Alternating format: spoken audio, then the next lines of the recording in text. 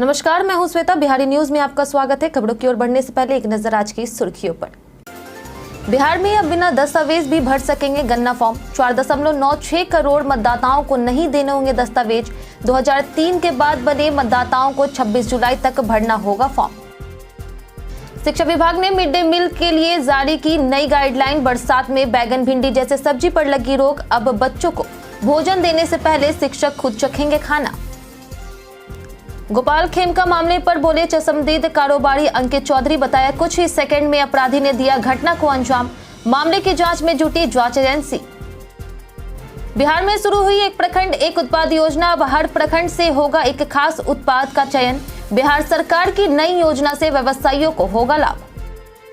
बिहार के वैभव ने बनाया रिकॉर्ड। बीसीए अध्यक्ष ने वैभव सूर्यवंशी की ऐतिहासिक पारी को सराहा। कहा वैभव ने भारत और बिहार का नाम रोशन किया है। चलिए अब बढ़ते हैं शाम तक की बड़ी खबरों की ओर विस्तार से। बिहार में अब बिना दस्तावेज भी भर सकेंगे गन्ना फॉर्म।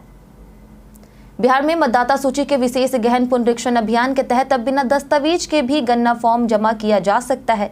चुनाव आयोग ने यह व्यवस्था करते हुए कहा है कि ऐसा करने वाले मतदाताओं का नाम प्रारूप मतदाता सूची में शामिल कर लिया जाएगा। सत्यापन के लिए बाद में बीएलओ दस्तावेज लेंगे। 2003 के बाद मतदाता बने लोगों को 26 जुलाई तक गन्ना फॉर्म भरकर फोटो और हस्ताक्षर सहित बीएलओ को जमा करना होगा। वहीं बीएलओ इन्हें तुरंत ऑनलाइन अपलोड करेंगे।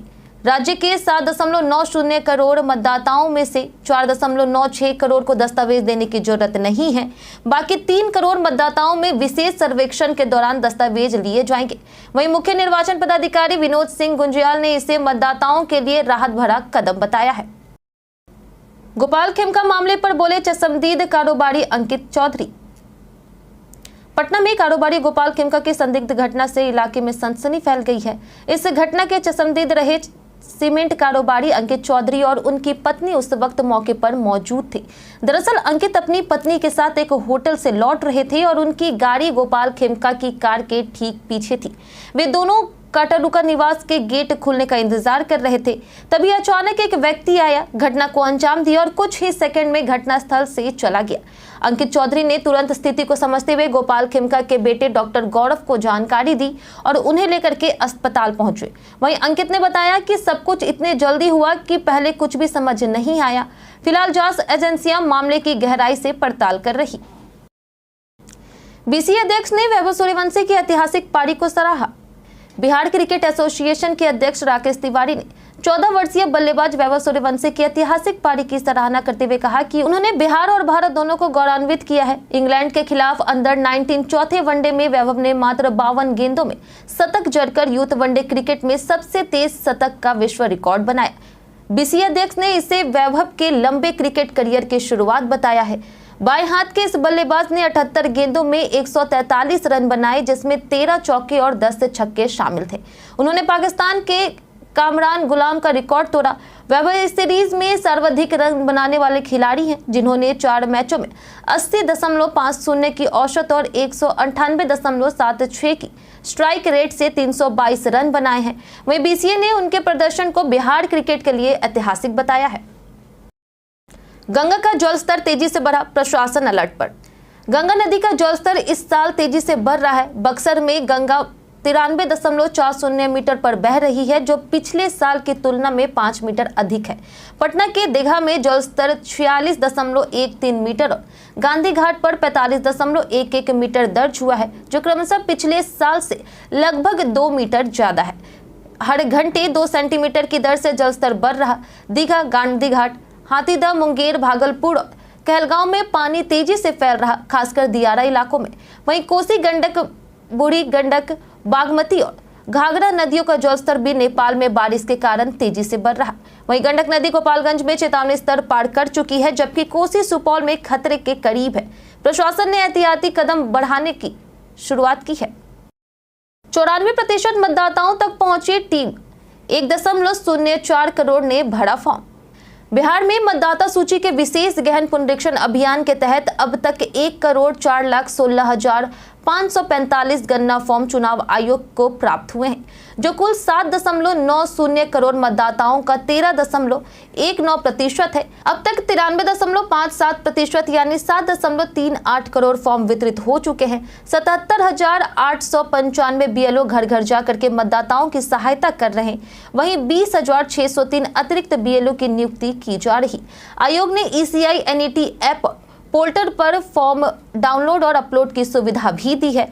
वहीं वरिष्ठ नागरिक, दिव्यांगों और बीमार लोगों की मदद के लिए 4 लाख स्वयंसेवक लगाए गए हैं। 1.54 लाख BLA, 243 ERO, 963 AERO और सभी 38 जिला निर्वाचन पदाधिकारी अभियान में शामिल हैं। आयोग ने पारदर्शिता के साथ तय समय सीमा में कार्य पूरा करने का भरोसा जताया है। शिक्षा विभाग ने मिड डे मील के लिए जारी की नई गाइडलाइन।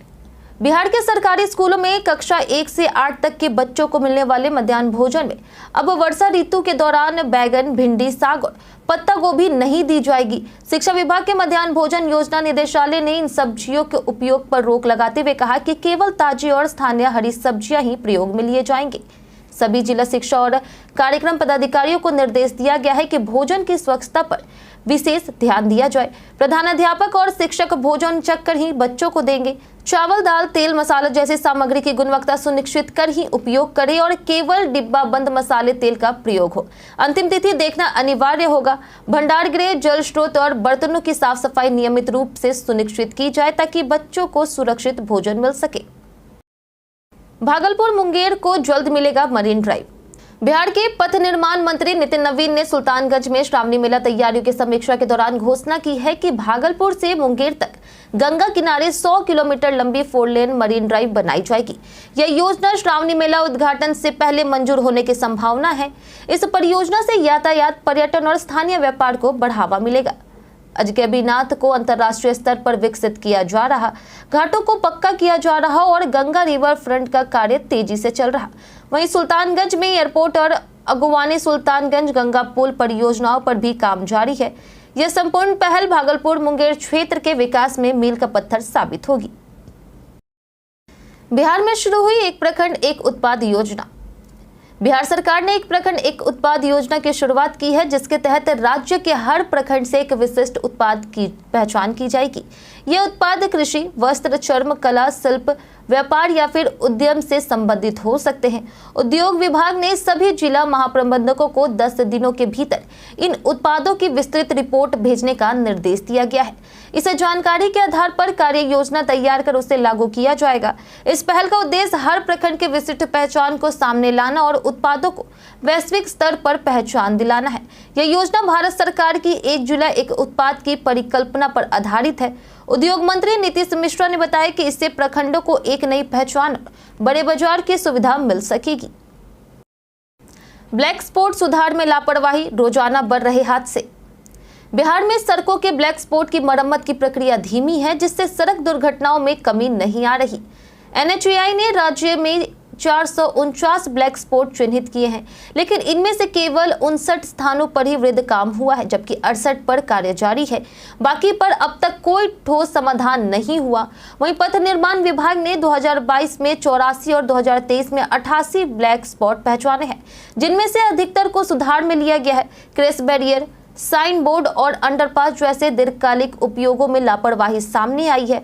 वहीं सड़क संधि स्थलों, पुल, पुलिया और तकनीकी खामियों के कारण भी दुर्घटनाएं हो रही। सुप्रीम कोर्ट के निर्देश के बावजूद क्रैश बैरियर की व्यवस्था अधूरी है, जिससे सड़क सुरक्षा प्रभावित हो रही।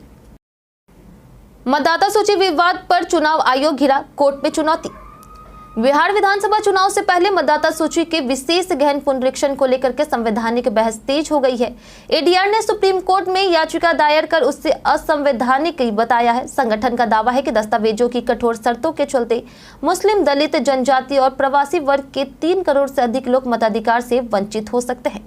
उनके मुताबिक चुनाव आयोग की यह प्रक्रिया संविधान के अनुच्छेद 326 के खिलाफ है और लोकतंत्र के मूल को कमजोर करती है। ADR का आरोप है कि आयोग मतदाता पंजीकरण की जिम्मेदारी आम नागरिकों पर डालकर अपने संवैधानिक जिम्मेदारी से बच रहा। यह याचिका सिर्फ कानूनी नहीं बल्कि नैतिक हस्तक्षेप की भी मांग करती है। अब सुप्रीम कोर्ट के फैसले पर सबकी निगाहें टिकी है। जयनगर से देवघर के लिए चलेगी श्रावणी मेला स्पेशल ट्रेन। सावन मास की शुरुआत से पहले ही मिथिलांचल में शिव भक्तों का माहौल बन गया है। मिथिला क्षेत्र के श्रद्धालु बाबा बैद्यनाथ धाम देवघर की यात्रा की तैयारियों में जुटे हैं। इस बार रिकॉर्ड संख्या में श्रद्धालुओं के देवघर जाने की संभावना है। वहीं जयनगर, दरभंगा, समस्तीपुर, बरौनी, मुंगेर और किऊल जैसे स्टेशनों से बड़ी संख्या में श्रद्धालु यात्रा करते हैं। इसी को देखते हुए समस्तीपुर रेल मंडल ने जयनगर आसनसोल के बीच विशेष श्रावणी मेला स्पेशल ट्रेन चलाने का फैसला लिया है। गाड़ी संख्या 05597 हर मंगलवार, शुक्रवार और रविवार को जयनगर से रवाना होगी, जबकि 05598 हर बुधवार, शनिवार और सोमवार को आसनसोल लौटेगी। वहीं ट्रेन जसीडीह समेत प्रमुख स्टेशनों पर रुकेगी। रेलवे ने कुछ नियमित ट्रेनों में अतिरिक्त कोच जोड़े हैं और ठहराव भी बढ़ाया है ताकि श्रद्धालुओं को यात्रा में सुविधा मिल सके। बिहार के टॉप कॉलेज जो बदल सकते हैं आपका करियर। बिहार में करियर बनाने के इच्छुक युवाओं के लिए कई प्रतिष्ठित संस्थान मौजूद हैं। प्रबंधन क्षेत्र में IIM बोधगया शीर्ष विकल्प है, जो MBA, IPM और PhD कोर्स कराता है। इसका औसतम पैकेज 13 लाख तक है और NIRF 2024 में इससे 33वां स्थान मिला है। वहीं इंजीनियरिंग के लिए IIT पटना लोकप्रिय है, जहां BTech से लेकर के PhD तक के कोर्स होते हैं। यहाँ का औसतन पैकेज 12 से 15 लाख है। वहीं मेडिकल के लिए एम्स पटना सर्वश्रेष्ठ विकल्प है, जहाँ MBBS, MD और नर्सिंग कोर्स होते हैं और शुरुआती सैलरी 80,000 से 1,50,000 रुपए तक भी मिलता है। लॉ के क्षेत्र में चाणक्य लॉ यूनिवर्सिटी अग्रणी है, जिसका औसतन पैकेज 6 से 10 लाख है। कृषि के लिए बिहार कृषि विश्वविद्यालय भागलपुर एक प्रमुख संस्थान है, जहां से 4 से 6 लाख रुपए तक के पैकेज मिलते हैं। निरहुआ की ललकार, ठाकरे परिवार पर बोला सीधा हमला। भोजपुरी सुपरस्टार और पूर्व सांसद दिनेश लाल यादव निरहुआ ने मराठी भाषा विवाद पर तीखी प्रतिक्रिया दी है। उन्होंने ठाकरे परिवार पर निशाना साधते हुए कहा कि मैं हिंदी और भोजपुरी बोलता हूं, मराठी नहीं आती, दम है तो महाराष्ट्र से निकाल कर दिखाओ। यह बयान उस वक्त आया जब राज और उद्धव ठाकरे ने आवाज मराठीचा कार्यक्रम में मराठी अस्मिता की बात उठाई और हिंदी भाषियों पर परोक्ष कटाक्ष किया। पत्रकार अवधेश कुमार ने भी ठाकरे भाइयों की आलोचना करते हुए कहा कि वे मराठी भाषा को राजनीति का हथियार बना रहे। निरहुआ का बयान सोशल मीडिया पर वायरल हो गया है। हिंदी भाषी समाज से उन्हें व्यापक समर्थन मिला, जबकि कुछ मराठी संगठनों ने इसे भड़काऊ बताया है। यह विवाद एक बार फिर महाराष्ट्र की क्षेत्रीय राजनीति बनाम हिंदी भाषी अस्मिता की बहस को हवा दे रहा।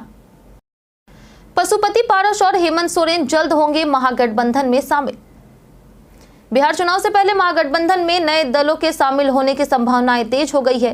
रालोसपा प्रमुख पशुपति पारस और झारखंड के मुख्यमंत्री हेमंत सोरेन की पार्टी झारखंड मुक्ति मोर्चा जल्द ही महागठबंधन का हिस्सा बन सकती है। राजद नेता तेजस्वी यादव ने रामविलास पासवान की जयंती पर आयोजित कार्यक्रम में इसकी जानकारी दी। तेजस्वी ने कहा कि धर्मनिरपेक्षता और समाजवाद के मुद्दे पर पारस ने महागठबंधन में आने की इच्छा जताई है और प्रस्ताव को सभी घटक दलों के सामने रखा है।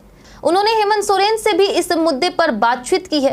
पहले से ही JMM और राजद झारखंड में मिलकर चुनाव लड़ चुके हैं। पारस की रालोसपा के NDA से अलग होने के बाद यह चर्चा लगातार चल रही थी। दोहरे शतक के साथ गिल ने बनाया टेस्ट इतिहास। शनिवार रात एजबेस्टन में खेले गए दूसरे टेस्ट के चौथे दिन भारत ने इंग्लैंड पर जीत की ओर मजबूत कदम बढ़ाया है। कप्तान शुभमन गिल की रिकॉर्ड 161 रनों की पारी और गेंदबाजों के शानदार प्रदर्शन की बदौलत भारत ने इंग्लैंड को 608 रनों का टारगेट दिया। गिल ने एक ही टेस्ट में दोहरा शतक 269 पर और एक शतक 161 जमाकर इतिहास रचा। भारत ने दूसरी पारी 427/6 पर घोषित की। जवाब में इंग्लैंड चौथे दिन स्टंप तक 3 विकेट में सिर्फ 72 रन बना सका। ओली पोप 24 और हैरी ब्रूक 16 रन पर नाबाद हैं। इंग्लैंड अभी भी 536 रन पीछे है। सिराज आकाशदीप ने शुरुआती 3 विकेट लेकर के इंग्लिश बल्लेबाजों को बैकफुट पर ला दिया। पहली पारी में भारत ने 587 और इंग्लैंड ने 4